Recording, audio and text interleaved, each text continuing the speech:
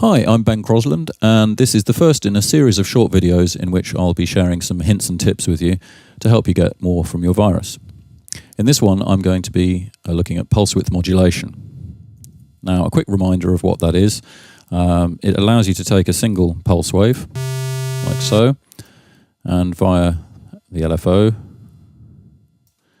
you can get a nice fat detuned sound that sounds like two oscillators.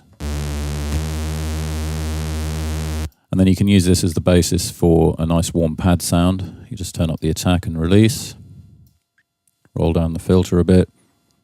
There you go, lovely warm sound. You've got maximum polyphony still with that because you've only tied up a single oscillator. Let's return to the basic sound again, and I'll show you something else you can do with it. So you may have noticed that with the pulse width, if you increase it to the maximum value, the sound actually becomes, it disappears altogether, and you've got a silent oscillator. And I like to exploit this by modulating the pulse width with something like a filter envelope. Hang on, I'm in the wrong button there. Filter envelope and oscillator 1 pulse width. Apply some negative modulation like that. Now you hear that as the envelope sweeps the pulse width back to the audible domain and eventually decays to silent again, you're effectively controlling the volume of oscillator 1 by that. And you can use this with the wavetables. Wavetable with pulse width modulation there.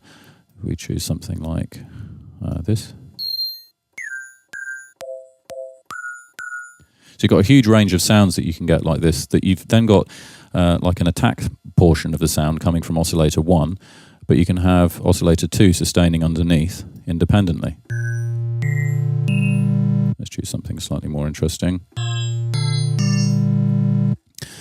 So there's all sorts of effects you can get just from that, and by varying the shape of the filter envelope, you can do a lot.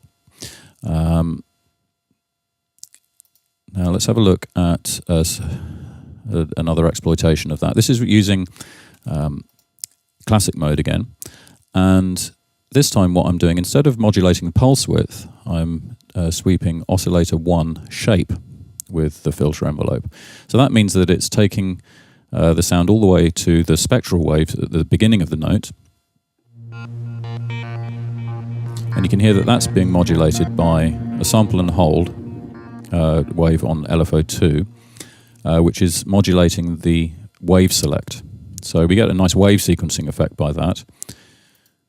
And here, because I'm sweeping it back to silent again with the filter envelope, we just get that effect at the beginning of each note, like this.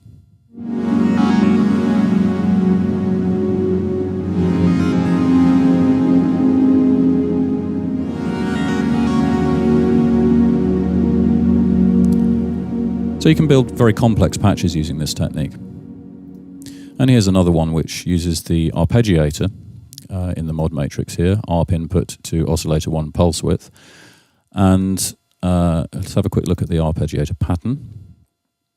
Now you'll see that the second half of the pattern is all set to 64, and in this section the oscillator will be silent, but in this part of the pattern we'll get this nice stepped effect.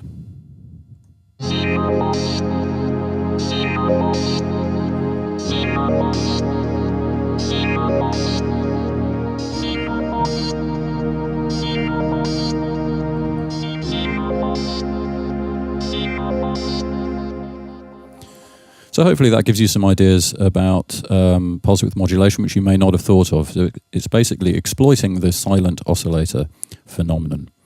I hope you have fun with that, and look out for my next video, which will be available shortly and about something completely different.